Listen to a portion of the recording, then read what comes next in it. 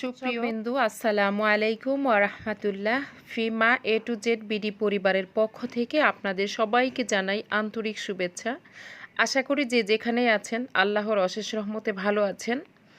আমি আলহামদুলিল্লাহ আপনাদের দোয়া এবং ভালোবাসায় ভালো আছি। প্রিয় ভাই বোনেরা, আজকে আমি যে টপিকটি নিয়ে আপনাদের সামনে চলে এসেছি, আসলে অনেক কিছু চোখে দেখে সহ্য করতে পারি না। সেই ক্ষেত্রে সহ্য যখন না করতে পারি তখনই কিছু বলতে চলে আসি। অনেক কিছুই দেখি, আবার অনেক কিছু মুখ বুজে সহ্য করতে হয়, আবার অনেক কিছু না বলে পারা যায় না। যাই হোক, আজকে এই টপিকটি নিয়ে আমি কিছু কথা বলতে আপনাদের সামনে চলে এসেছি। আশা করি আপনাদের ভালো লাগবে। আর আমার প্রিয় ভাই বোনেরা, যারা ফিমা এ টু জেড এই ছোট্ট চ্যানেলটিকে ভালোবেসে সাবস্ক্রাইব করে সাপোর্ট করে পাশে আছেন, সবাইকে অসংখ্য ধন্যবাদ। আর যারা এই চ্যানেলটিকে ফিমা এ টু জেড বিডি চ্যানেলটিকে এখনও সাবস্ক্রাইব করেননি, প্লিজ চ্যানেলটিকে সাবস্ক্রাইব করে দিবেন এবং পাশে রাখা বেল আইকনটিতে ক্লিক করে অল করে দিবেন। তাহলে আমি যখনই নতুন কোনো ভিডিও আপলোড করব সঙ্গে সঙ্গে আপনাদের কাছে তার নোটিফিকেশন। জয়েন্ট ট্যাক্স কয় মাসের স্যালারি দেয় না আমাদের? খালি গেছে মাসের বেতনটা দিছে, দেওয়ার পরে 20 তারিখ দিছে, দেওয়ার পরে আমাদের ফ্যাক্টরি তালা লাগাই দিছে, আমগরে বাইর করে দিয়ে পানা দানা কিছু দেয় না, নোটিশও দেয় না। আপনারা টোটাল করে অবস্থা বাইর করে দিয়েছে। হোন্ডা ভাড়া করে সব মিলে কতজন আছেন? প্রিয় ভাই বোনেরা, শুনলেন তো তাদের কথা।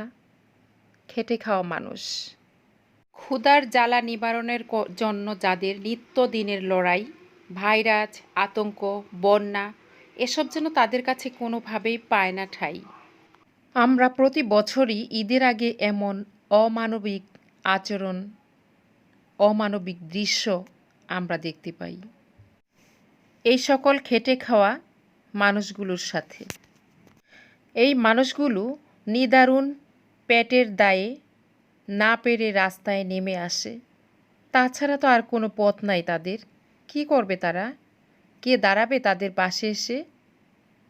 তারা তো অতিরিক্ত কিছু চায় না, শুধু দুবেলা দুমুঠো ভাত খেয়ে তারা ভালো থাকতে চায়, আর কিছুই তো চায় না তারা। এই গার্মেন্টস শ্রমিকরা, খেটে খাওয়া মানুষরা, তারা কিন্তু অনেক বেশি কিছু চায় না, বা তাদের চাওয়াটা কিন্তু অতিরিক্ত কিছু না। শুধু দুবেলা দুমুঠো ভাত খেয়ে ভালো থাকবে, সেজন্য তারা করে যায় অমানবিক পরিশ্রম। আর তার জন্য ঠিকমতো শুধু মজুরিটাই তারা চায়, তাদেরকে ঠিকমতো দেওয়া হয় না। তাদের ন্যায্য পাওনা সেটাও তাদেরকে বুঝিয়ে দেওয়া হয় না। সেজন্যই তাদেরকে রাস্তায় দেখা যায় এবং রাস্তায় নেমে তারা আন্দোলন করে। আমাদের এই সমাজে ধনিক শ্রেণী প্রতিনিয়ত তাদেরকে নানানভাবে বঞ্চিত করে যাচ্ছেন। আসলে কি বলবো, ভাষাই খুঁজে পাচ্ছি না, অনেক কষ্ট হচ্ছে। এই সমস্ত গার্মেন্টস শ্রমিক এবং খেটে খাওয়া শ্রমিকদের ঈদ আসলেই দেখা যায় এদের বেতন বোনাস না দিয়ে কোম্পানি বন্ধ করে দিয়েছেন, তালা লাগিয়ে দিয়েছেন, তাদেরকে বের করে দেওয়া হয়েছে। আসলে এগুলি অমানবিক কাজ, এগুলি করে যাচ্ছেন যে সমস্ত মানুষ। আপনারা কি একবার হুঁশ হয় না আপনাদের? এই খেটে খাওয়া শ্রমিকদের সাথে যারা এই ধরনের বেইমানি করছেন, খেটে খাওয়া শ্রমিকদেরকে ঠিকমতো মজুরি না দিয়ে ঠকাচ্ছেন, একবারও ভেবে দেখেন না এই খেটে খাওয়া মানুষগুলি আপনাদেরকে অক্লান্ত পরিশ্রম করে আপনাদের কোটি কোটি টাকার মালিক করে দিচ্ছে। ওদের পরিশ্রমের টাকাই কিন্তু আপনারা আজকে কোটিপতি হয়েছেন, থাকছেন বিলাস বহুল ফ্ল্যাটে, ঘুরছেন দামি গাড়িতে, এসি করা গাড়িতে, লক্ষ লক্ষ টাকা খরচ করছেন, আর এইসব সাধারণ শ্রমিকদেরকে এভাবে ঠকিয়ে কোটিপতি হচ্ছেন।